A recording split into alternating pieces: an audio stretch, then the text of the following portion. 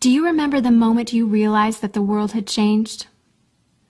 Let me tell you a quick little story that has nothing and everything to do with the future of our world and how you fit into it. In 1917, the United States faced a huge problem. They were working hard to compete in the industrialized economy, and there was a shortage.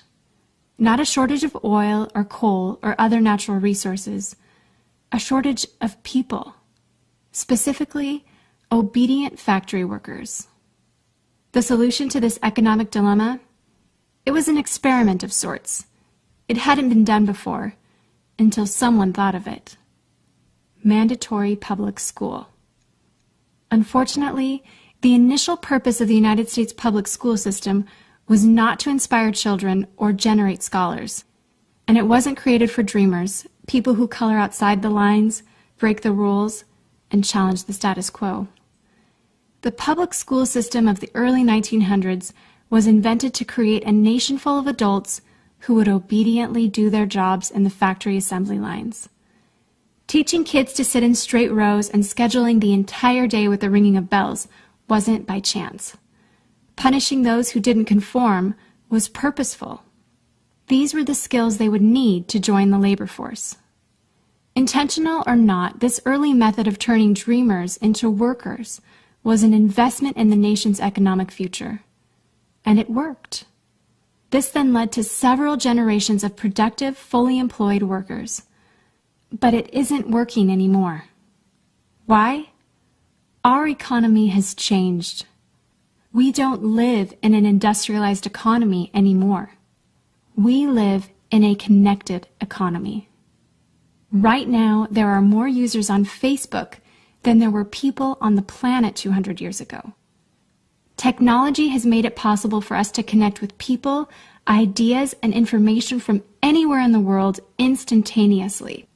And as a result, our economies have expanded from localized towns and communities to the entire world. We have globalized trade in nearly every way. In the past, the obedient, do-what-you're-told without question people were rewarded for working hard and putting their dreams aside in order to toe the line.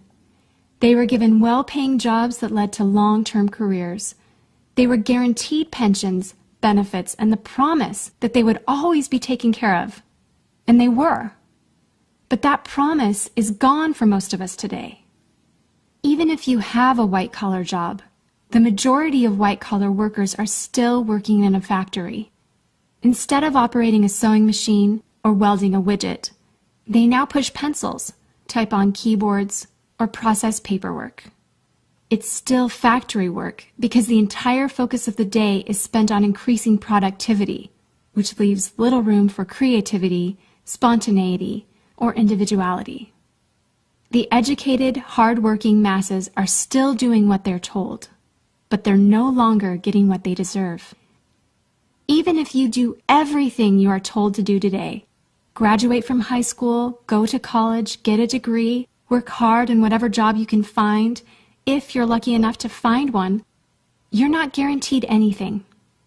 Companies are being forced to change or die right now. Layoffs happen much more often than job openings appear, and the highest paying jobs are disappearing or heading overseas at an alarming rate. If you have a job where your boss tells you exactly what to do, he or she will always find someone cheaper than you to do it. Did you know that the average length of a job today is about 4.5 years? Contrast that to the 1960s when it was 40 years. The connected economy rewards a different group of people. It rewards the people who see things differently, who don't conform, people who have ideas that no one else has, people who are willing to work hard but know that the old way of doing things is broken. The connected economy rewards you not for being a cog in the wheel of life, but for standing up and reaching out.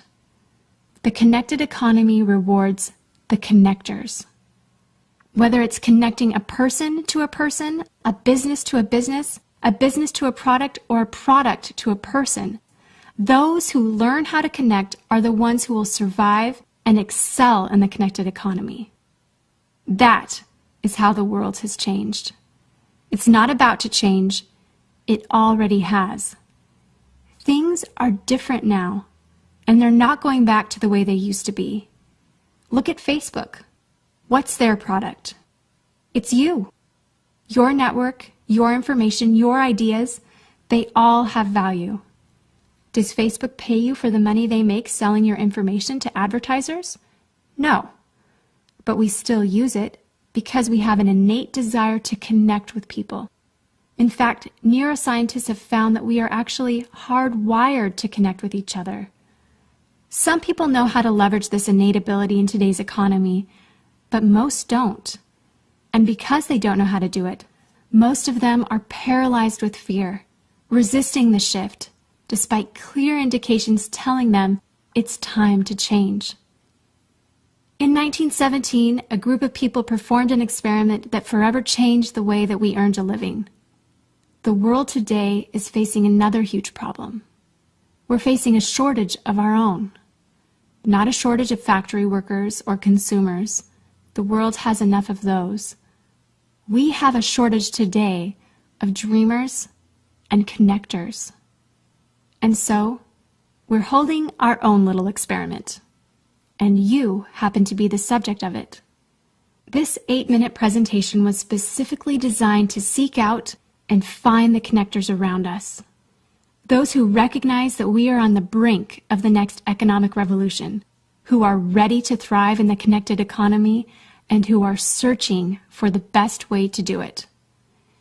The internet and technology are rapidly changing the way that we do everything today, including how we make a living. It's not too late to embrace the change and find a way to make yourself relevant and profitable in our brave new world. And that's why we've invited you here today. We've created something that rewards you for connecting. It pays you for bringing people together behind a cause, product, or idea. And we have systematized it and made it so that you can do it from anywhere with anyone at any time.